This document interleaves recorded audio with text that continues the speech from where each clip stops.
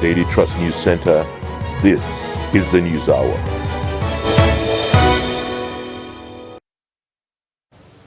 On News Hour tonight, PDP presidential candidate Atiku asked Peter Obi Kwankwaso to join him in unseating Tinubu. Flood displaces hundreds in Adamawa community. Victims call for government intervention. As world celebrates Teachers' Day, lawmakers, tutors demand for improved remuneration and working conditions. And away from Nigeria, lake flooding kills a teen, nearly 100 missing in northeast India. Hello and welcome to the News Hour on Trust TV. I am Ayuba Ilya. Thanks for joining. The news in full. The presidential candidate of the People's Democratic Party in the 2023 election, Atiku Abubakar, has called on his Labour Party counterpart, Peter Obi, and the New Nigeria People's Party, Rabiu Kwankwaso, to join his quest for justice in the certificate saga involving President Bola Tinubu. Atiku had requested the release of President Tinubu's certificate from the Chicago State University over the suspicion that the certificate the former Lagos State governor submitted to the Independent National Electoral Commission may not be authentic. While the school had released the certificate to Atiku's team, the former vice president who is challenging Tinubu's election called on Obi, Kwankwaso, and other Nigerians to join his quest for justice over the matter. His lawyer also highlighted some of the findings from the released CSU academic record of President Bola Tinubu and the implications at the Supreme Court. Let me call on all well-meaning Nigerians, leaders of thought, our religious leaders, our traditional leaders, our community leaders, our political leaders, and in particular, Governor Peter Obi of the Labour Party and Governor Rabiu Kwankwaso of the NNPP and the leaders of every political party in Nigeria, and indeed every single person who loves this country, as I do, and who wishes nothing but the best for this country as I do, to join me in this campaign to enshrine probity, accountability, and the basic principles of justice, morality, and uprightness in our country and in our government. This is a task for each and every one of us. The same document has it that the owner of that document is a black American, and the document Bola Ahmed Tinubu submitted to INEC, he denied having dual citizenship, which means it does not belong to him. Then the same document, oral deposition, says that the Bola A. Tinubu is Ahmed, but the NYSC certificate Bola Ahmed Tinubu submitted to INEC has Adekunle. It is very, very clear that from the federal authorities, the Supreme Court has held that they can accept a party to adduce fresh evidence as long as certain conditions are met. And from what transpired in the proceedings in U.S. courts, that condition has already been met. So, as we speak, our law is very clear that a party at fault cannot be allowed to enjoy the fruit of his illegality. Meanwhile, the All Progressives Congress says it is unfazed by the press conference addressed by former Vice President and candidate of the People's Democratic Party, Atiku Abubakar, in respect of President Tinubu's certificate. A statement signed by its National Publicity Secretary, Felix Moka, says that the press conference lacked purpose and delivered nothing except the pitiful regurgitation of lies, mindless distortions, and deliberate falsehood on Atiku's obsession with the academic record of Tinubu. Moka said that Atiku's press conference was a calculated attempt to whip up public sentiments and inordinately pressure the Supreme Court. According to Morka, the major takeaway from the event was that Atiku harbors deep animosity towards Tinubu, whom he believes was responsible for his electoral woes in 2007, 2015, 2019, and this year. The party recalled that the registrar of Chicago State University, Caleb Westberg, last Tuesday, under oath at the Chicago office of Atiku's lawyer, Angela Liu, clarified that the person who is in Nigeria's president, Bola Tinubu, is the same person who attended Chicago State University. Now, earlier, I spoke to a member of the APC presidential legal team, Patrick Uzoku, on the intricacies of the Tinubu certificate saga. Okay, I listened to the press conference of the presidential candidates of the PDP, and I think virtually everything he was saying was red herring, as far as I'm concerned, because looking at the documents that the registrar that was released to him, there is nowhere the university admitted that the documents that the president submitted to INEC was forged. Now, two things I will highlight from those documents. Number one, they said they don't have the original with them. And every Law 101 student knows that for you to impeach the authenticity of a document, you have to produce the original. And the university is saying that they don't have the original. But they admitted that they issued him with a diploma. They issued him with a certificate. And going further, they even said that even in areas where you misplace your original, that a vendor anybody can print a copy for you. That is the American system. We may not like it, but that is the way it works. Americans will only authenticate a transcript for you, not a diploma. And that is what happened in this case. The documents the president presented to INEC is legit. It was a legitimate document. It was not forged. And nobody has presented anything to show that there is contrary to the case. That is the position. The university that gave admission to Tinubu said they gave an admission to a male. They know who they gave admission to. They gave admission to a male student. And the letter of application to the university, he applied as a male. And the letter of admission was bearing Mr. Bola Tinubu A. It's clear. Atiku has exhausted his chances at the Presidential Election Petition Tribunal. The law is clear. You know, you cannot at this stage. What the Supreme Court simply, they're trying to confuse this. I listened to his lawyer saying the Supreme Court will allow evidence. Perhaps in an ordinary civil case, it's possible. But an election petition that is sui generis is a matter on its own. It has its own practice, where you fail to litigate all your issues and present it as an election petition within 21 days. I mean, you can't just come tomorrow, come to the Supreme and begin to spring surprises on your opponents. That is unfair. Oh, that is unfair, and I don't think the Supreme Court will allow it. The Governorship Election Petition Tribunal in Birnin Kebbi on Thursday upheld the election of Governor Nasir Idris as the duly elected governor of Kebbi State. The tribunal, chaired by Justice Ofem I. Ofem, gave the judgment on Thursday. Recall that the Independent National Electoral Commission, INEC, had declared Idris of the All Progressives Congress winner of the March 18 governorship election. But Aminu Bende of the People's Democratic Party had filed a 722-page petition challenging the election of Governor Idris in the March 18 poll. No fewer than 379 residents of Ungwarutana, a community of Yola North in the Adamawa State capital, have been forced to vacate their houses due to floods. The flood was attributed to an overflow of the river Benue along its banks near the community, primarily as a result of water being released from Cameroon's Lagdo Dam.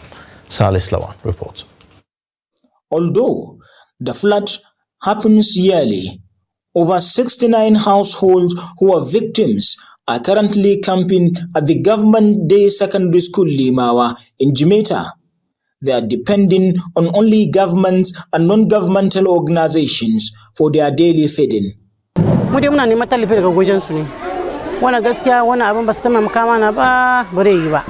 We want the government to dredge the River Benue in order to save us from having this experience yearly. Also, we have not received any support from government, and as you can see, aside from the Red Cross assistance, we have nothing to eat.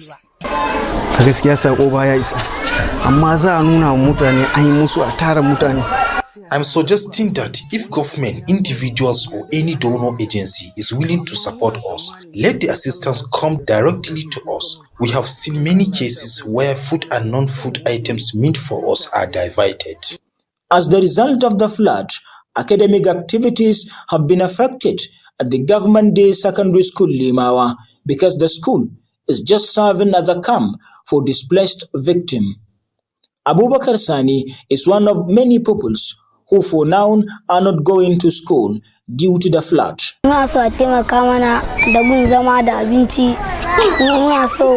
We need food, water, better accommodation, as well as school. The Adamawa branch secretary of the Red Cross, Shuaibu Dauda, gives more insight on the flood and the assistance needed by displaced victims. As today, the water level from the river Benue is about 9.50 mm, and as you can see, a lot of houses are already in the water. We have about 49 households presently in our temporary camp opened by the government, and yesterday the deputy governor visited the camp and she definitely see what is happening. She ordered ASEMA to give support to Nigerian Red Cross Society in order to support the victim of the floods. As it is, the victims are in need of food and non-food items, but for any permanent solution.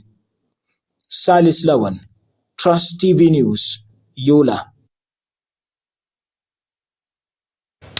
And on security matters now, Zamfara State Governor Dauda Lawal has assured students of the Federal University Gusau that security agencies are working round the clock to secure the release of the remaining abducted female students of the Federal University Gusau. The governor also reiterated the commitment of the government in ensuring adequate security in the university community to make it safer for learning. The governor gave the assurance during an assessment visit to the university and its environment following the abduction of female students at Sabon Gida. The report.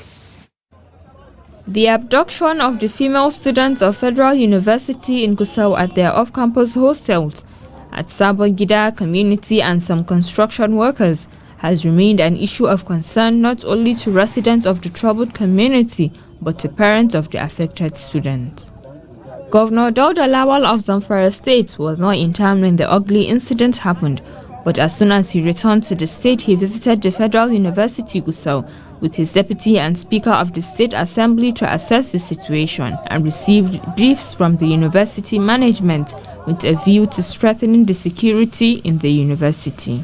Governor Lawal, who also addressed the students, enjoined them to be strong and not allow the horrible situation to dampen their morale from pursuing their academic endeavors. It's an unfortunate incident that took place.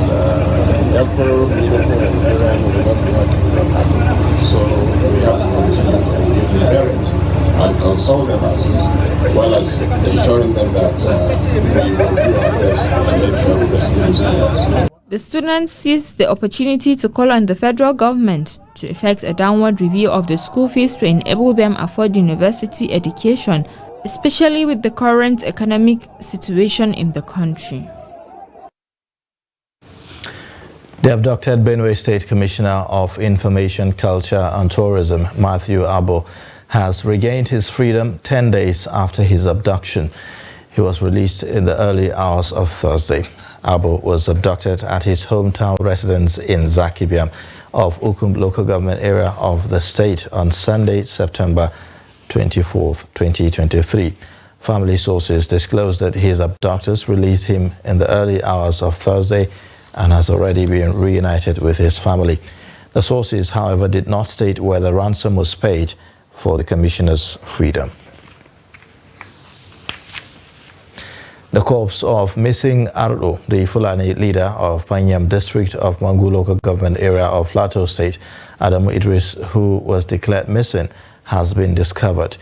The state chairman of Miyetti Allah Cattle Breeders Association of Nigeria, Nuru Abdullahi, who confirmed the discovery of the corpse of the Fulani leader, added that the corpse has been buried in Bauchi State.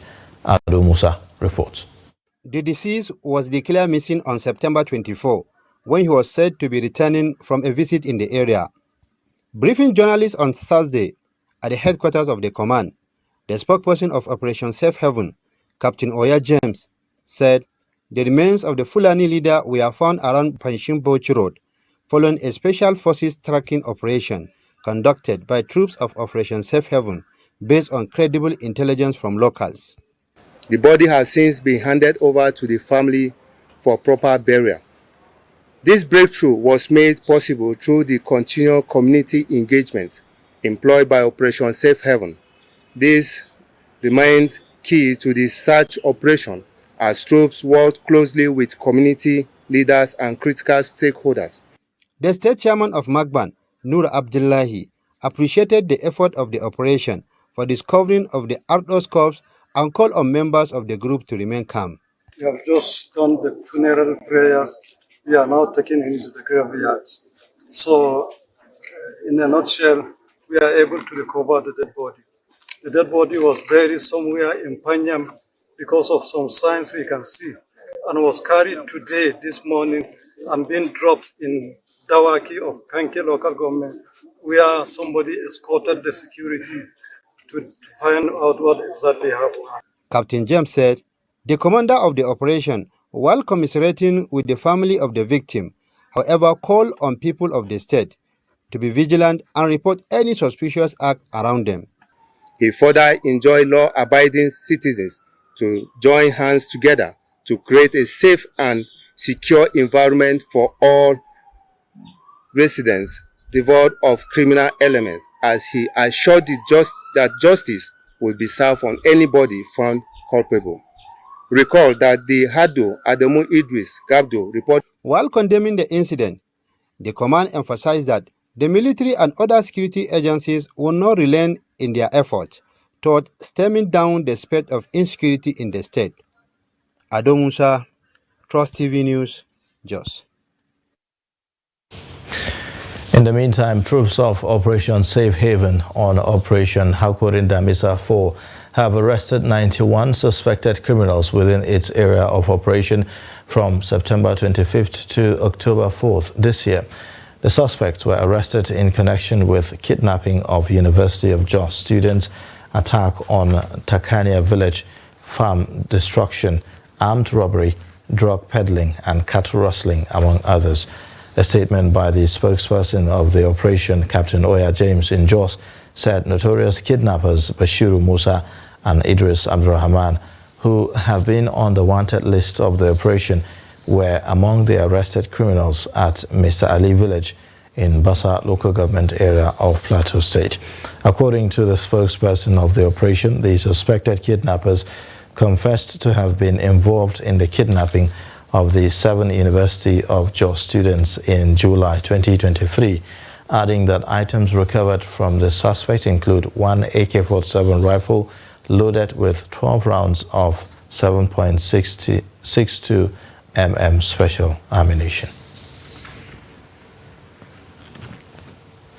The Supreme Court on Thursday fixed December 15 to deliver judgment in the appeal filed by the federal government against the Court of Appeal judgment that quashed the criminal charges against the indigenous people of Biafra leader Nnamdi Kanu and ordered his release.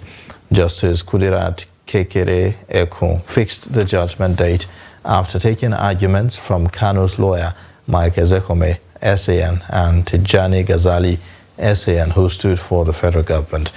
The federal government, while presenting its case, pleaded that the judgment of the Federal High Court in Abuja, which upheld 7-count charges against Kanu, be affirmed so that he can be brought for trial. However, while opposing, Ezekome maintained that the federal government has since 2021 been detaining Kanu illegally and unlawfully. He pleaded that the judgment of the Court of Appeal, which quashed the charges against Kanu and ordered his immediate release, be upheld. Several people have been reported killed in a communal clash between Ifon and Ilobu towns in Osun State over land dispute. As a result of the dispute, residents of the towns have abandoned their homes and moved to neighboring communities to avoid being killed. Hamid Oebade reports. The age-long hostility between Ifon and Ilobu towns in Osun State assumed a dangerous dimension on Wednesday evening as several people were killed, houses burned, and properties destroyed. Though no official figure has been released on the number of people killed, residents said more than 5 people lost their lives. Despite a swift response from the state government and security agencies to prevent further escalation of the crisis, residents have deserted the towns and moved to neighboring communities. All my properties were burnt down with my house, including my wife's property and my tenant's property. The only thing I have now is the clothes I'm wearing, nothing else. I beg government to help me. People are really moving away from the town because everybody is scared of what the outcome might be. Meanwhile, the two towns have continued to trade words over the course of the clash, which revolves around land ownership. When Olufo land was ceded to Irekodun local government, without the consent of Olufo and Orolu people, this is what Ilobu people are banking upon, that are making them to claim what is not theirs. And since we got this judgment, they refused to appeal to Supreme Court. They only foment trouble in order to ensure that Ilobu does not use the land for developmental purposes. The state government and police authorities say the situation is under control and assure residents of their safety. They are saying it is an eyesore. We have been there, we have visited the whole place. All the people that are moving out of the place is just because of fear. And the security chiefs has assured us that no, there is not going to be any cause for alarm again. They are going to take charge as from this moment now, and the situation will be brought totally under control. We just don't do things that will fall outside the sphere of law. We are in a democracy and there should be rule of law. But there are police all over. Probably they want more, and we are going to give them more. The residents called on the state government to find a lasting solution to the incessant clashes among the towns. Hamid Oyegbade, Trust TV News, Osogbo. The Senate has summoned the Inspector General of Police, Kayode Egbetokun, the Minister of Health, Ali Pate, and his counterpart in the Federal Capital Territory over the avoidable death of Greatness Olorufemi at the Maitama General Hospital last week, Tuesday. Olorufemi fell victim to one-chance criminals in Abuja last week, Tuesday, who stabbed her in the vehicle she boarded and threw her out in her pool of blood. The report. Greatness Olorunfemi, after being thrown out of the vehicle, was immediately rushed to Maitama District Hospital by Good Samaritans, but was refused medical attention for lack of a police report, which is no more compulsory by virtue of the Gunshot Act 2017. Disturbed by the sad development, the Senate, through a motion sponsored by Senator Asuko Ekpeyom, mandated its committees on health and police to carry out thorough investigation on Olorunfemi's death and report back in 2 weeks. Senator Ekpeyom had, while presenting the motion, quoted the Gunshot Act 2017, which mandates every hospital in Nigeria, whether public or private, to accept or receive for immediate and adequate treatment, with or without police clearance, any person with a gunshot wound. Again, aware that Section 13 provides that any person or authority, including any police officer or other security agents or hospitals, who stands by or omits to do his bit, which results in the unnecessary death of any person with bullet wound, commits an offense and shall on conviction be liable to 5 years imprisonment and or a fine of 50,000. The Maitama Hospital should not only be prosecuted, but they should pay for all the liabilities of that woman. And this chamber must be able to direct the Inspector General of Police to do a nationwide broadcast that this law is in place, so that everybody should know. The rephrased amendment should read: mandate the committees on health, FCT, and police affairs to investigate the circumstances that led to the death of Ms. Gertrude Orunfemi and report back to the Senate in 3 weeks. In his remarks after the general debate on the motion and adoption of the resolution, the President of the Senate, Godswill Akpabio, said the time has come to make the police and the health personnel in the country adhere to the provision of Gunshot Act 2017. Summon the Honorable Minister of Health and Inspector General of Police to appear before the Joint Committee on Health and Police Affairs to brief the committees on the non-compliance with the provisions of the Compulsory Treatment and Care for Victims of Gunshot Act 2017. Those who are in support of this prayer say aye. Aye. Those who are against say nay. The ayes have it. The Minister of the Federal Capital Territory, Nyesom Wike, had established a 9-member independent panel to investigate the death of Greatness Olunfemi, a victim of the notorious one-chance operators in Abuja, the nation's capital. Rashidat Yusuf, for Trust TV News. You're watching the news hour on Trust TV. Coming up shortly. Traders beg Lagos government to reopen market.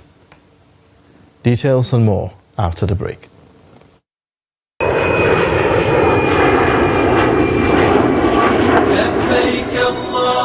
If you desire to fulfill your Hajj obligation but cannot afford to pay at a go, you need not to worry anymore. Jaiz Bank PLC, in collaboration with National Hajj Commission of Nigeria, NACAN, and the State Pilgrims Welfare Boards have jointly introduced Hajj Savings Scheme to help you fulfill your wish. Whether you're a cattle rearer, a farmer, a petty trader, or a parent who wishes to start saving for their children and be getting profit at the same time, this scheme is for you. Visit any of the Jaiz Bank branches or Hajj Commission offices nearest to you to enroll, or go to www.hajsavings.jaizbankplc.com to register. For further information, contact info@jaizbankplc.com or call the number 070-077-30000. Are you interested in the latest news and developments in Nigerian politics, policy, governance, and other critical national issues?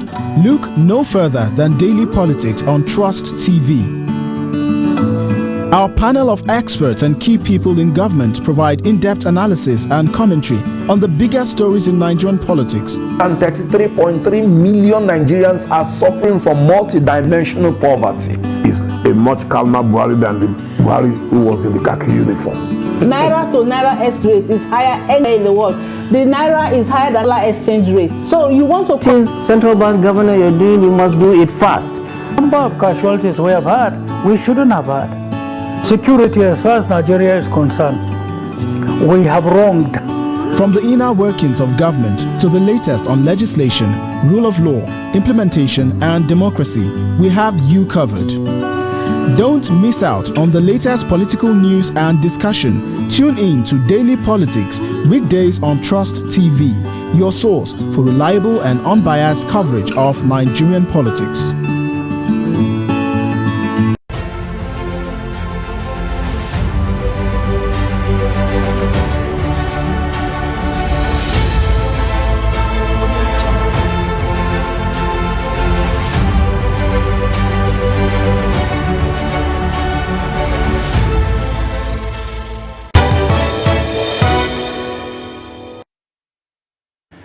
Thanks for staying with us. This is the News Hour on Trust TV. A look at the main stories.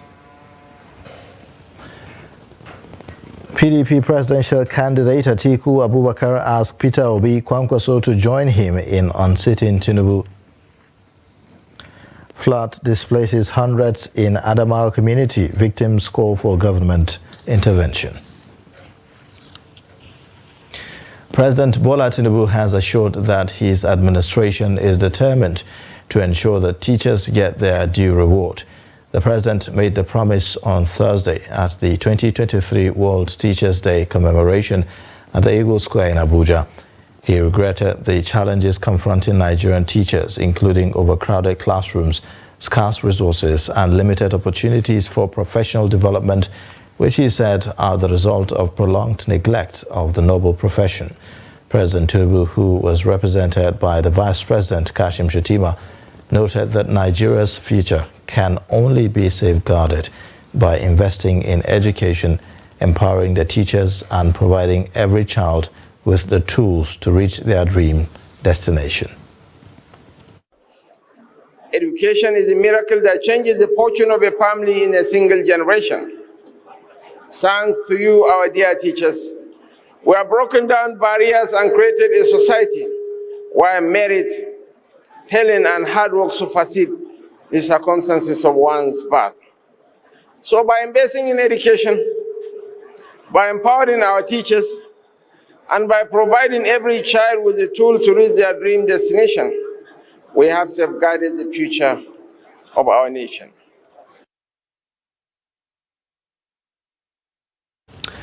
In a similar vein, the House of Representatives has announced that it will work with the federal government through legislative interventions to enhance teachers' quality of life. Deputy Speaker Benjamin Kalu praised the work of teachers in grooming future leaders at a special session of the House to honor the Nigerian teachers. He observed that bettering the lives of teachers will have multiplier effect on the nation's education system. Members also saluted Nigerian teachers for their sacrifice, patience, and endurance. I want to appreciate all my teachers and all the teachers across the world. We salute them for their patience, for their perseverance, and their care, most especially. So today, we enjoin all Nigerians in celebrating these fellow Nigerians who have sacrificed their lives to see to it that we get educated in the most adequate and sufficient manner. But I don't know what I'm going to do personally to create a system whereby they will be recognized and they will be getting more incentives that will help them, that will enable them succeed, because they played a vital role in our lives. We appreciate all your efforts. We do not take it for granted that you are still here with us, and through thick and thin, you have been raising generals that will make our nation great. We commend you, the teachers, and happy Teachers' Day.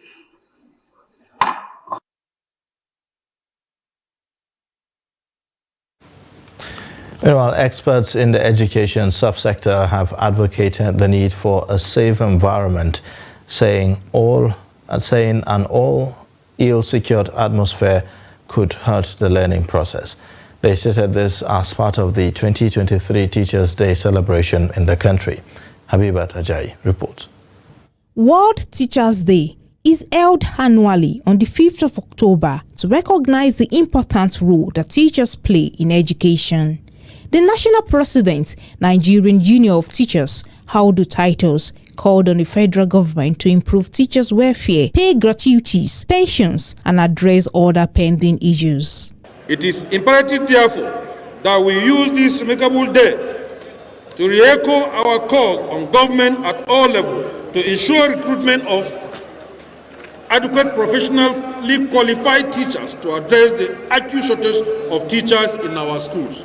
The NUT, therefore, using this global event to join Education International EI and other partners to advocate and demand for for adequate and equitable funding for public education under the framework of the Go Public Fund Education campaign. SUBEB teachers are facing a lot of issues in which we have been helping, we have been appealing to the state government and in cooperation with SUBEB chairman in order to help us foster the issues. Oliver Twist will always ask for more. Finance is all about what we need in our society. You know, things are getting costlier, like the palliative that they are sharing here and there. We don't even know how it's going to get to us. So we are hoping that one of these days they will remember us and talk about the palliative for teachers. Reacting to the demands, the Minister of Education Tahir Mama vowed that the President will scale up teachers' welfare and education standard to meet up the 21st century realities. Education is especially on the increase, and so are schools scouting for more teachers. Since no school can exist without teachers, there is need to reflect on teacher quality and adequacy. The teachers we need for our educational system are certainly the teachers who we desire to meet up with our demands for quality education. What we need are competent, quality, and professional teachers.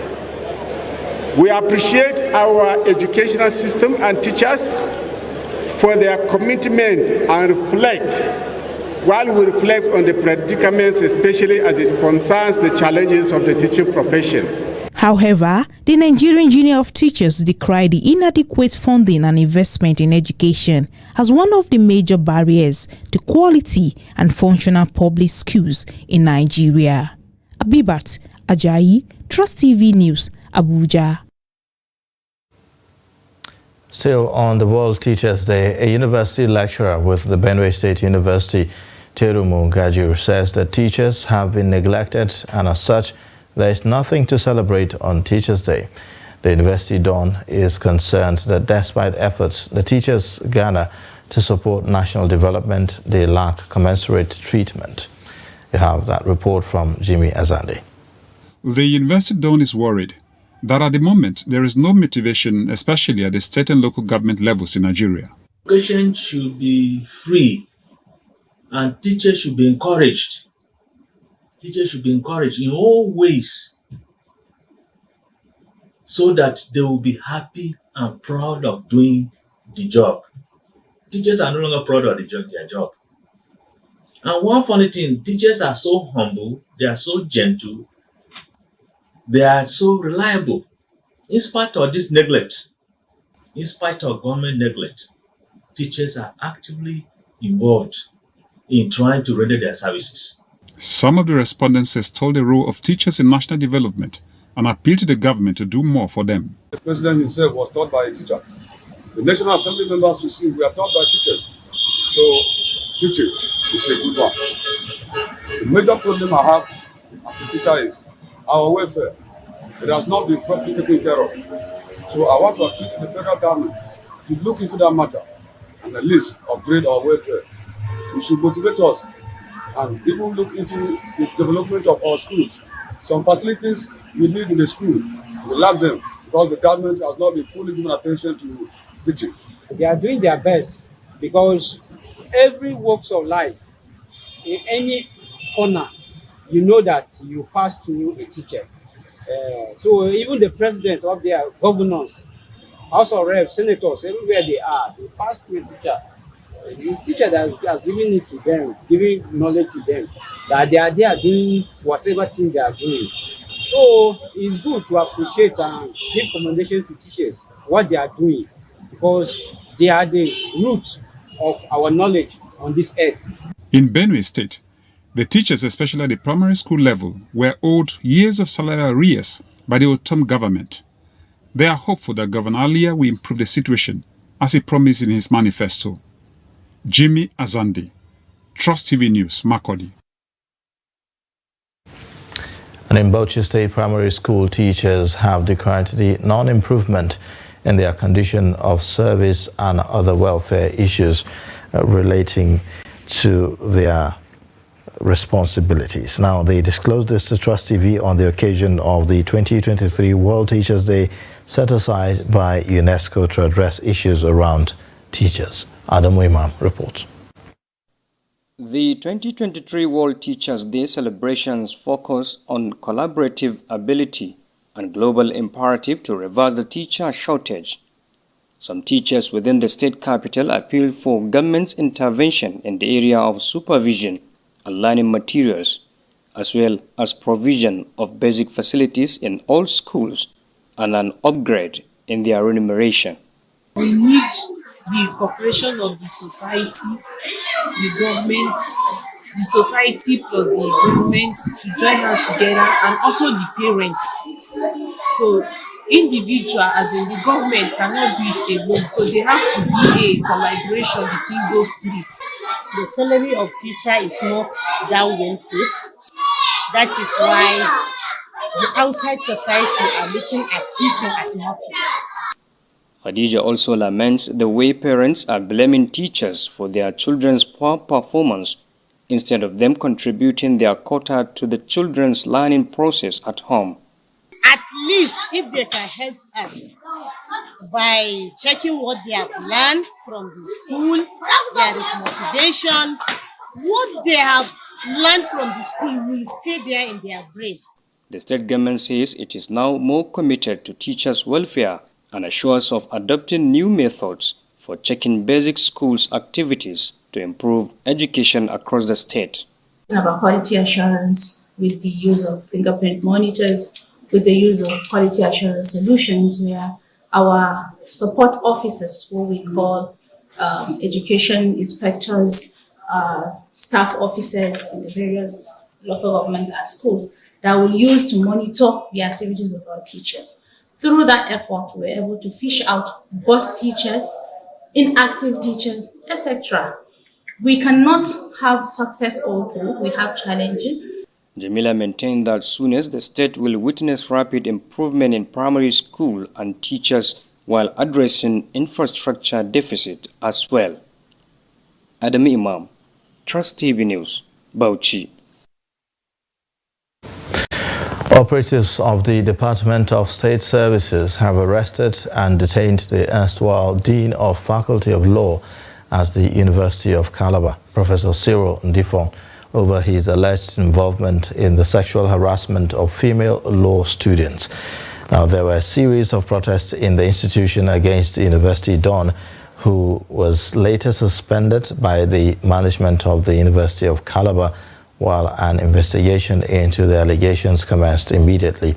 Ndifong had defended himself, claiming that the protest against him by the law students were masterminded by some persons in the faculty who had sworn to pull him down, while describing the allegations as barefaced lies aimed at tarnishing his image. Despite his defense, the Independent Corrupt Practices and Other Related Offences Commission waded into the matter and sought the intervention of the DSS to arrest the professor. Now, given an update on the development in Abuja on Thursday, the spokesman of the Secret Police, Peter Afunaya, confirmed that operatives of the service arrested and took custody of the University Don after he refused to honor several invitations extended to him. Afunaya told journalists that the action was taken after the ICPC sought the Secret Police's intervention, as well as in the spirit of interagency collaboration, adding that Ndifong's arrest was effected after a court order granting its permission to pick him. Traders in Agbado Okeodo, popularly known as Ile-Epo Market, have pleaded with the Lagos State Governor Babajide Sanwo-Olu and the Commissioner for Environment and Water Resources, Tokunbo Wahab, to reopen their market. They have also promised to comply with all the demands of the federal government, of the state government rather, which frowned at improper disposal of refuse, among others, in the market. Aishat Momo has more. The market was sealed alongside other markets by the Commissioner for Environment and Water Resources and Lagos Waste Management Authority, LOMA, for improper waste disposal and trading by the roadside. The traders, while speaking to Trust TV, urged the government to temper justice with mercy, assuring that they are ready to comply with all the demands from the government. Iyaoja of the Ayobami shopping complex, Okeodo, Olayinka Odunsin, told our reporter that the markets have been complying with the government, noting that the leadership of the markets have tried everything to ensure that those trading at the roadside stop. The markets are sealed because the road where those selling yams and pepper was dirty. Our own market is not dirty. As leaders of this market, we constantly ensure that our environment is clean. Those traders selling along the road started selling at that spot when the road became bad. We have tried to stop them, but all our efforts were futile. We are begging Governor Babajide Sanwo-Olu to temper justice with mercy and open our market because we sell mostly foodstuff. We have paid a huge amount of money to trash food items like vegetables, tomatoes, and other things sold in this market because they have all gone bad since it was locked. What we sell here are perishable items, and it is our only source of livelihood. Meanwhile, Baboja of Toluwalashe Shopping Complex, Ile-Epo, said that the market has always complied with all the requirements by observing environmental sanitation every Thursday, ensuring that it meets standard. Our market is not dirty, but outside the market, some people in the outside street, they put my waste near our market. One day, just environmental day, the people is sweeping all the PLT road, is carry the dirty, come inside our front of our market. He just arrest that person. He say he come from Loma. In our market, we are not having any problem about the dirty, but outside the market, we have already do fence. Markets affected by the policy include Oyingbo, Ladipo, Alayabiagba, Okeodo, and Alamotu markets. However, reports have it that on Tuesday, while Alayabiagba was reopened for business, Alamotu market at Idioro, Mushin, was sealed. We'll now take a short break. The news hour continues. Join us again. Let's take you on a ride through a series of colors, events, concerts, and lots more. Are you planning an event? EventScope has you covered. Make Trust TV your #1 choice to cover your event. Call 080-3591-0553. EventScope, making your event classic. Follow us on all of our social media platforms at Trust TV News for latest updates on EventScope.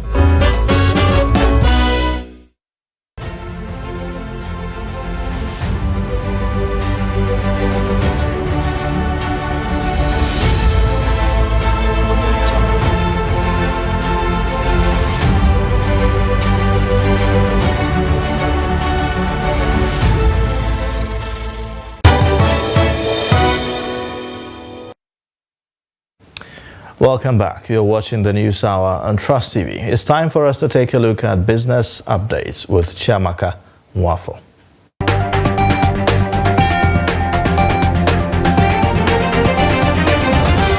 The World Bank says the Nigerian naira is among the worst performing currencies in Africa, weakened by nearly 40% against the US dollar since a mid-June devaluation. The Global Bank explained in its report titled Africa's Pulse, an analysis of issues shaping Africa's economic future, that the Nigerian naira and the Angolan kwanza are among the worst performing currencies in the region and have posted a year-to-date depreciation of nearly 40%. The weakening of the naira was triggered by the central bank's decision to remove trading restrictions on the official market. Other currencies with significant losses so far in 2023, according to the World Bank, included South Sudan at 33%, Burundi 27%, the Democratic Republic of Congo 18%, Kenya 16%, Zambia 12%, Ghana 12%, and Rwanda 11%. Meanwhile, credit ratings and research firm Fitch Ratings Incorporated has said the naira will continue to depreciate against the dollar as increasing disparity between the official and parallel exchange rates of the Nigerian naira suggests that the government is struggling to stabilize the currency. Amidst an elusive economic recovery in sub-Saharan Africa, the World Bank has hinted that Nigeria's gross domestic product GDP is projected to grow at 2.9% in 2023. The bank made the forecast in its latest edition of Africa's Pulse report published on its website. The 130-page report titled Delivering Growth to People Through Better Jobs indicated that economic growth in sub-Saharan Africa is forecast to decelerate from 3.6% recorded in 2022 to 2.5% this year. It says South Africa's GDP is expected to only grow by 0.5% in 2023 as energy and transportation bottlenecks continue to bite. Nigeria and Angola are projected to grow at 2.9% and 1.3% respectively, due to lower international prices and currency pressures affecting oil and non-oil activity. The World Bank's Africa's Pulse is a biannual publication of the Office of the Chief Economist in the World Bank Africa region, which analyzes the short-term economic prospects for the continent and current development challenges, as well as a special development topic. And that's it on Business News. I am Chiamaka Nwafo. Now, away from Nigeria, at least 18 people were killed and nearly 100 were missing on Thursday after heavy rains caused a Himalayan glacial lake in northeast India to burst its banks, the worst such disaster in the region in more than 50 years. Now, Lonak Lake in Sikkim state overflowed on Wednesday, causing major flooding that authorities said had impacted the lives of 22,000 people. It is the latest deadly weather event in South Asia's mountains being blamed on climate change. The Weather Department said that Sikkim received 101 mm of rain in the first 5 days of October, more than double normal levels, unleashing floods worse than one in October 1968, in which an estimated 1,000 people were killed. 14 bridges had been washed away, hampering rescue operations already affected by heavy rainfall. French troops will begin withdrawing from Niger this week, Paris said on Thursday, after falling out with the military junta in power since a July coup. The announcement comes a week after France's ambassador to Niamey returned home under pressure from the regime. President Emmanuel Macron had announced on September 24th the withdrawal of 1,400 French troops by the end of the year. Paris soldiers were in Niger as part of a wider fight against terrorists across the Sahel region. Some 400 are deployed alongside local troops in northwestern Niger, near its borders with Burkina Faso and Mali. For now, Niamey forbids French flights over its territory.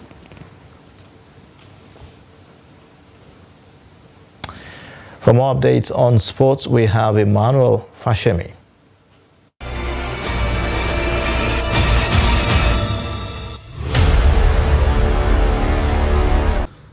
Three-time African badminton champion Anuluokpa Okpayori says he will participate at this year's Indonesia International Challenge. Record that Okpayori reached the quarterfinals of Lagos International Classics 2023 in September, where he lost to eventual winner Brazilian Jonathan Matias.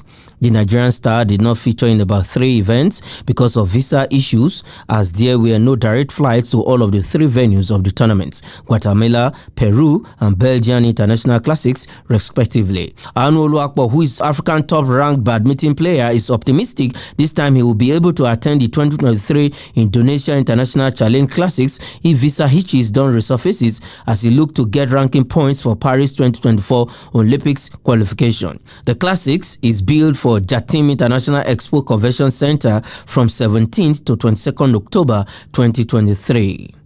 In football, World Soccer ruling governing body FIFA has confirmed the official appointment of Swedish Mattias Grafström as replacement for the outgoing Secretary General Fatma Samora, who is due to leave her role at the end of the year. Senegal's Fatma Samora was appointed in 2016 to take over from disgraced German-Swiss dual national Marcus Katner, who was accused of paying himself bonuses worth of millions of pounds. FIFA ratified the decision on Wednesday in her Congress, as Grafström has a legal background and is viewed an ally of Infantino, initially joining FIFA as deputy director of its legal division in 2016 following the election of the Swiss official to succeed his disgraced compatriot Sepp Blatter. And that is it on sports. I am Emmanuel Fashimi.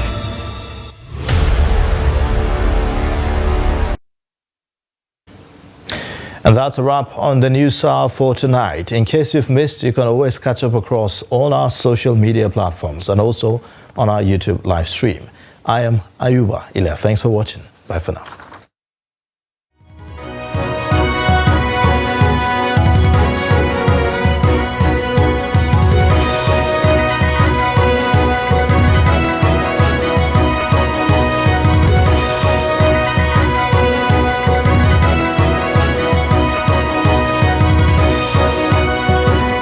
From the Daily Trust News Center, this is the News Hour.